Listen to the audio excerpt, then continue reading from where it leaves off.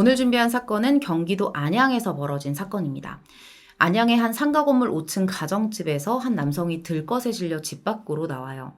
연탄 난로를 켜놓고 자다가 일산화탄소 중독이 된 것으로 보였는데 신고를 받고 출동한 구급대원이 발견했을 때는 안타깝게도 이미 사망한 상태였죠. 사망한 남성은 44세의 최 씨였습니다. 사망한 채 발견된 이 집의 주인이자 이 건물의 건물주인 64세의 여성과 함께 살던 동거남이었어요. 그런데 되게 이해가 가지 않는 건 이 남성이 자신의 동거녀에게 정식으로 입양된 양아들이었다는 사실입니다. 뭔가 이상하죠? 오늘은 일산화탄소 중독으로 인한 사고사인 줄 알았던 이 사건에 얽힌 4명의 인물과 건물주 여성보다 20살 어린 동거남이자 양아들이기도 했던 한 남자의 죽음에 대해 전해드리도록 하겠습니다. 사망한 남성은 44세의 최 씨였어요. 부모 형제 없이 고아로 살다가 젊은 시절에 조직폭력배로 생활을 하면서 교도소에 수감된 전력이 여러 번 있었습니다. 위험하고 거친 삶을 살아왔던 사람이었어요. 그런 최 씨와 동거하던 여인, 이 건물주죠. 이 여성은 윤 씨였습니다. 1995년에 남편과 사별했고요. 아들인 박 씨 부부와 함께 살고 있었죠. 윤 씨는 경제적으로 풍족한 사람이었습니다. 약 50억대의 자산을 가지고 있었거든요. 당시 한 달에 임대소득으로만 1,000만 원 정도가 나왔었대요. 평소에는 주로 봉사활동을 다녔었는데 이 교도소의 재소자들을 상대로 종교활동 위주의 봉사를 했었다고 해요. 봉사를 안 하는 시간에는 골프를 즐기면서 편안하고 여유로운 노후를 보내고 있었습니다. 최 씨와 윤 씨, 이 두 사람은 어떻게 처음 만났냐면 2002년 안양시 동안구에 있는 한 골프 연습장에서 처음 만나요.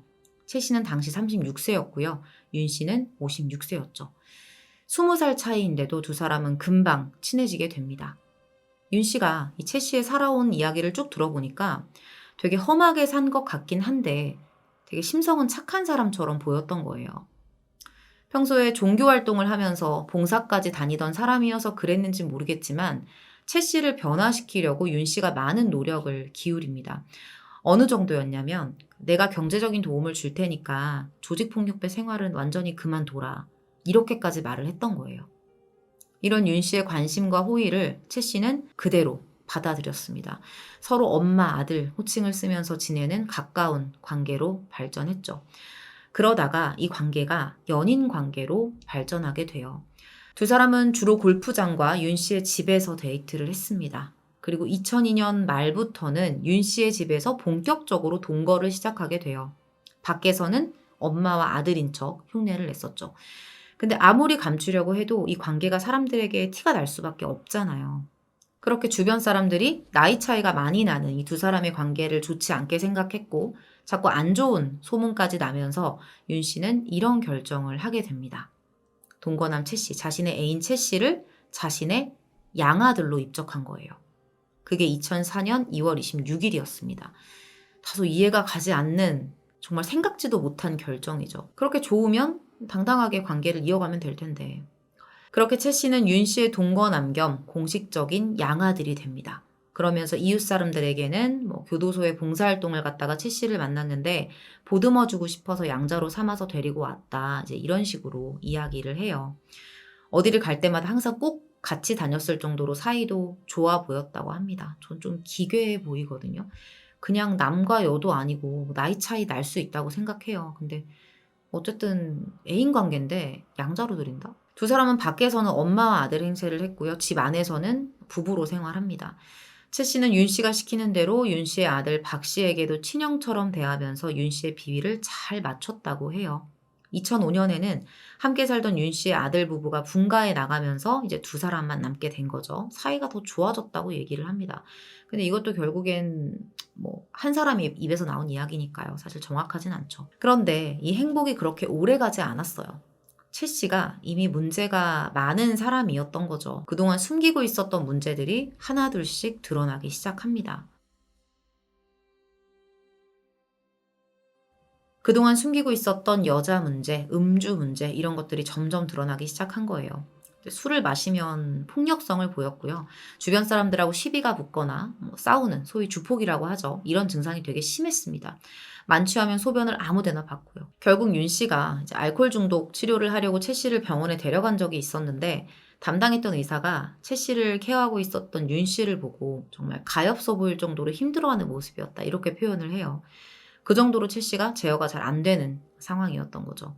자, 그리고 여자 문제 있었죠. 최 씨가 또 다른 여성을 만나고 있었고, 심지어 윤 씨의 집에서 내연녀와 관계를 갖다가 윤 씨에게 들킨 적도 있었어요. 이미 두 사람의 관계는 끝이었어요. 끝을 향해 달려가고 있었던 거죠. 그럼에도 윤 씨는 최 씨가 불우한 환경에서 자랐고 조직폭력배로 순탄치 않게 살아왔기 때문에 모든 걸 이해하고 참아주려고 노력했다고 합니다. 제일 큰 문제는 뭐였냐면 이런 모든 행동을 최 씨가 윤 씨의 돈으로 했다는 거예요. 윤 씨 돈을 쓰면서.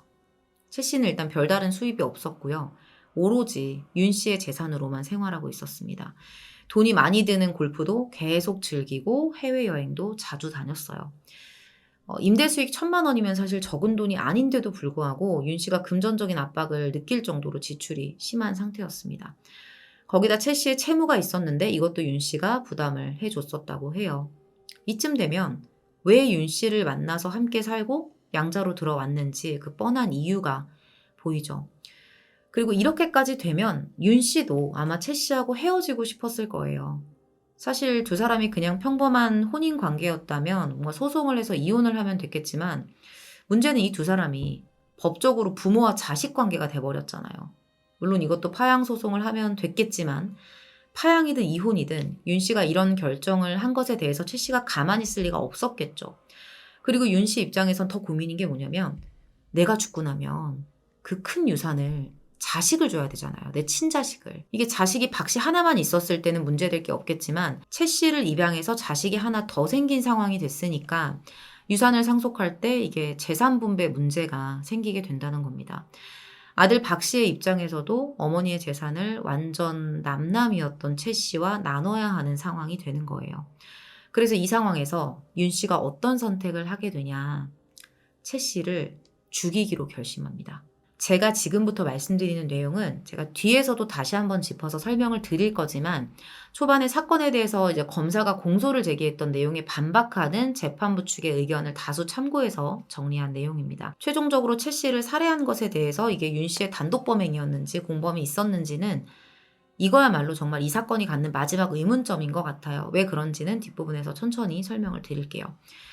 2009년 11월부터 윤 씨는 최 씨를 살해하기 위한 계획을 하기 시작해요. 최 씨가 되게 건장한 체격이었어요. 운동도 꾸준히 했고요. 비록 술은 많이 먹었지만 평소에 건강식품 되게 잘 챙겨 먹는 그런 사람이었습니다. 몸을 엄청 아끼고 챙기는.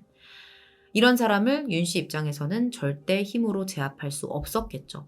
나이도 20살이나 많은 여자였고요. 그래서 약물을 이용하기로 해요. 그리고 이후에 이걸 사고사로 위장하겠다는 구체적인 계획까지 짭니다. 그러면서 최 씨 앞으로 생명보험까지 가입해요. 이왕 죽이는 김에 돈이라도 뜯어내자 이거였을까요?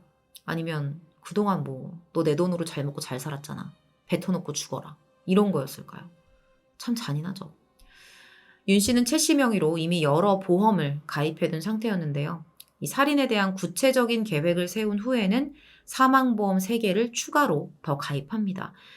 윤 씨 가족의 보험을 담당했던 보험 설계사 유 씨가 있었어요. 이 사람에게 특이하게 사망을 넣어서 보험 설계를 해달라 이렇게 부탁을 해요. 그리고 유 씨가 이 보험의 설계와 가입을 담당하게 된 거죠. 3개의 보험은 사망보험금 총 4억 4천을 받을 수 있는 상품들이었고요. 상해나 질병 같은 다른 특약사항이 하나도 없이 주 계약 내용이 사망으로만 되어 있는 상품이었습니다. 그리고 이런 사망보험뿐 아니라 다른 질병보험들도 가입을 했어요. 그렇게 윤 씨가 최 씨를 양자로 입적하기 이전부터 최 씨 앞으로 가입한 보험은 모두 12개였습니다. 최 씨가 사망했을 때 수령할 수 있는 보험금을 다 합치면 무려 7억 원 정도였죠.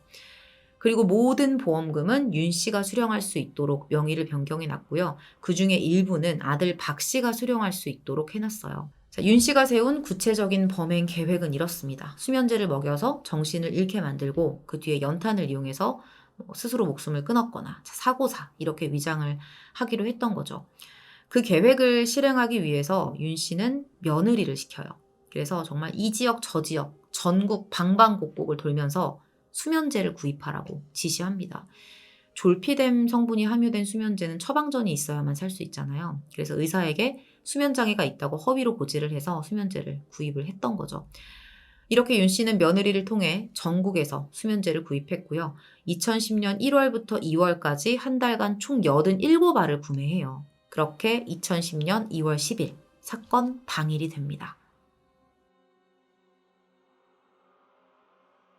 앞서 최 씨가 건강을 되게 많이 챙겼었다고 했잖아요. 이 사람이 평소에 홍삼 달인물을 꾸준히 먹고 있었는데 집에 홍삼 달인물이 담겨있던 물통이 2개가 있었대요. 근데 윤 씨가 새벽에 수면제를 다 빻아서 홍삼물 2통에다가 넣습니다. 최 씨는 아무 의심 없이 평소처럼 홍삼물을 마셨죠. 그리고 바로 잠이 들었어요. 그렇게 최 씨가 잠에 든 걸 확인한 윤 씨는 잠든 방의 문을 열고 외부 공기가 유입되지 못하도록 집안의 창문을 다 닫아버립니다. 그리고 거실에 설치된 연탄 난로의 뚜껑을 열어요. 그렇게 연탄 가스가 최 씨가 잠들어 있던 방으로 들어갔고요. 윤 씨는 근처의 찜질방으로 몸을 피해요. 그리고 오전 11시 반쯤에 집으로 돌아오는데 최 씨의 상태를 한번 확인하더니 다시 밖으로 나갑니다. 그리고 오후 1시가 다 돼서 집에 돌아와요. 이때 얼굴에 마스크를 착용하고 있었는데 그 상태로 연탄을 갈아서 복도에 내놓고 새 연탄과 번개탄을 난로에 넣어서 피웠어요. 연탄이 더 많이, 더 빨리 탈 수 있도록 만든 거죠. 연탄을 갈았다는 건 아마 이때까지도 최 씨가 사망하지 않은 것으로 보여요. 그렇게 윤 씨는 안방으로 들어가서 안방문을 닫고 창문은 열어둔 채로 환풍기와 공기청정기를 작동시키면서 최 씨가 완전히 사망하길 기다립니다. 그리고 얼마 후 최 씨가 완전히 사망한 걸 확인하고 나서 119에 신고를 했던 거죠. 여기까지 사건의 전말이고요. 지금부터는 이 사건의 실체가 어떻게 드러나게 된 건지 경찰의 수사 과정과 재판 내용에 대해 전해드리도록 할게요. 사망한 최 씨에 대한 부검 결과가 어떻게 나왔냐면 1회 복용량의 80배가 넘는 치사량 수준의 수면제 성분이 발견돼요. 그러니까 처방받은 그 80알 되는 약들을 다 넣은 거죠. 사인은 수면제 과다 복용 및 일산화탄소 중독사로 밝혀집니다. 그런데 경찰이 이 사건을 되게 의심했던 게 수사 과정에서 좀 이상한 거예요. 윤 씨가 119에 신고를 했던 시간보다 7시간 정도 더 빠르게 집에 들어왔었거든요. 그럼 최 씨를 봤을 거 아니에요. 그런데도 신고를 바로 하지 않았던 거죠. 이것도 수상했고 최 씨가 사망하기 한 달 전에 사망보험을 3개나 더 가입했던 거. 이것도 의심스러웠습니다. 보험사의 생각도 비슷했어요. 그래서 보험사 쪽에서 보험금 지급을 거부하고 수사 의뢰를 했던 겁니다. 이렇게 경찰이 최 씨의 변사 사건에 대한 수사를 시작했고요. 윤 씨와 며느리가 수도권과 강원도 등을 돌면서 수면제를 구입한 사실을 알게 됩니다. 경찰이 이들의 살해 공모 혐의에 대해서 강하게 추궁을 했는데 윤 씨 가족은 범행을 극구 부인했어요. 일단 윤 씨는 아니 내가 수십억짜리 상가 건물도 있고 경제적으로 누구보다 풍족한 사람인데 내가 뭐하러 보험금 타겠다고 양아들을 죽이겠냐 이렇게 주장을 하는 거예요. 보험에 많이 가입했던 것도 그냥 재테크 목적으로 가입을 했던 거지 사망보험금 때문이 아니었다. 그리고 수면제를 샀던 것도 윤 씨의 며느리가 불면증이 심해서 치료차 구입한 것이라고 계속 주장합니다. 그러면서 최 씨가 죽은 건 연탄가스로 인한 사고사라고 일관되게 주장을 해요. 윤 씨가 최 씨를 살해했다는 뚜렷한 증거가 없는 상황에서 지금 범행을 계속 부인을 하니까 경찰들도 답이 없었던 거죠. 결국 수사는 답보 상태에 빠지면서 미제 사건이 됩니다. 그렇게 2년이라는 시간이 흘러요. 2012년 5월에 이 사건이 경기경찰청 광역수사대에 넘어가면서 재수사가 시작됩니다. 여기서 경찰은 윤 씨가 범행 전부터 지속적으로 집 컴퓨터를 이용해 수면제를 검색했던 사실을 확인하게 됐고요. 최 씨가 사망하고 한 달 뒤에도 윤 씨의 며느리가 수면제를 구입한 기록을 확인했어요. 알고 봤더니 윤 씨가 지시했던 거였어요. 정말 불면증 때문에 과거에 그렇게 샀던 것처럼 보이기 위해서 머리를 쓴 거죠.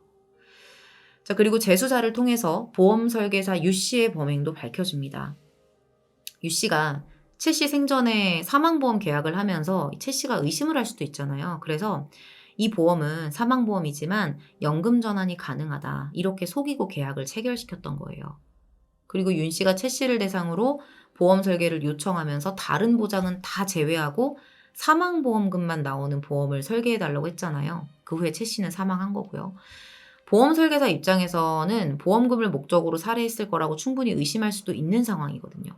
그런데도 유 씨는 윤 씨가 보험금을 받을 수 있도록 최 씨의 사망이 마치 사고사인 것처럼 해서 보험금을 청구하도록 도왔다는 거죠. 사기 미수 방조 혐의가 있다는 거예요.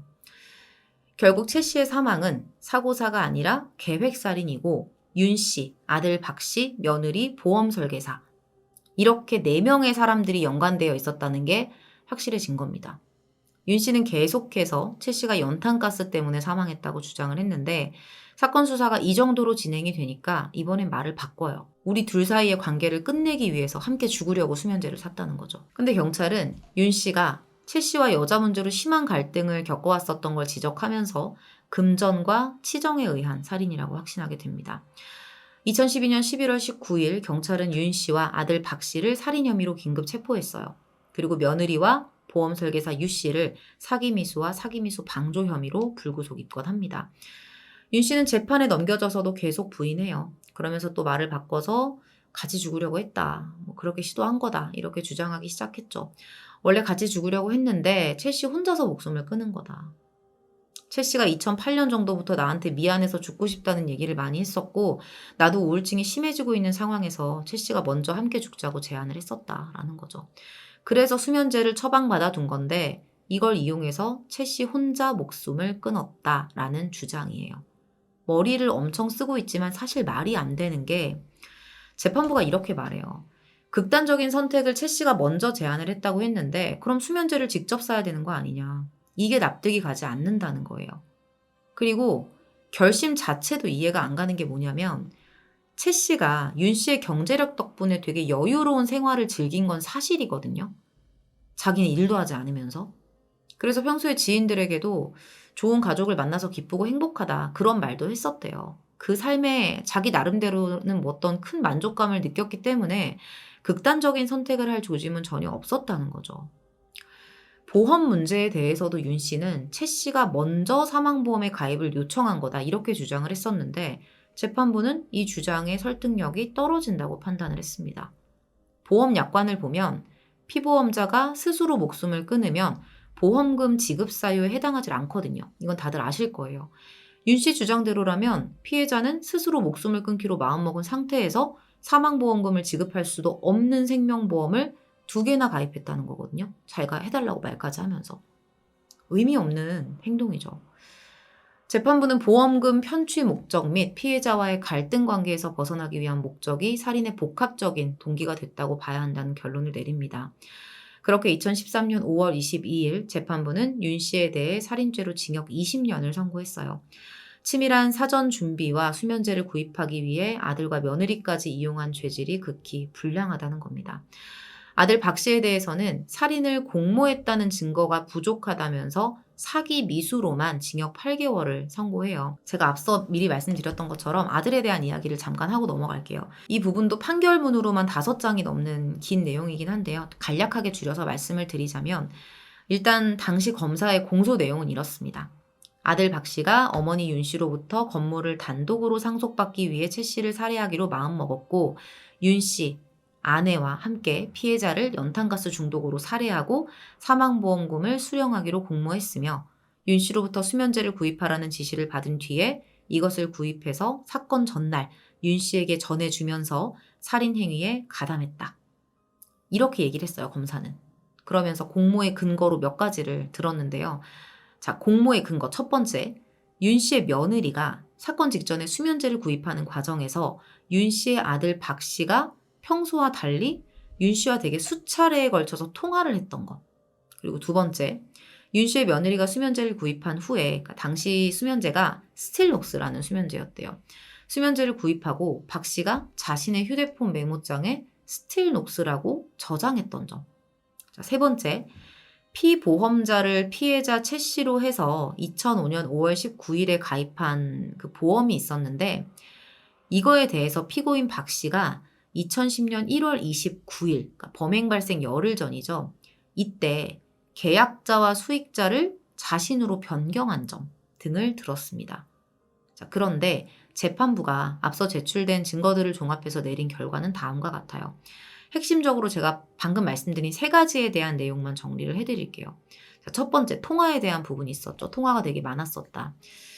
2010년 2월 11일이 박 씨의 돌아가신 아버지, 즉 윤 씨 남편의 제삿날이었대요. 그러다 보니까 그로부터 사흘 전인 2월 8일부터 제사를 어떻게 지낼 건지에 대한 이야기를 여러 차례 나눴을 수 있다는 거죠.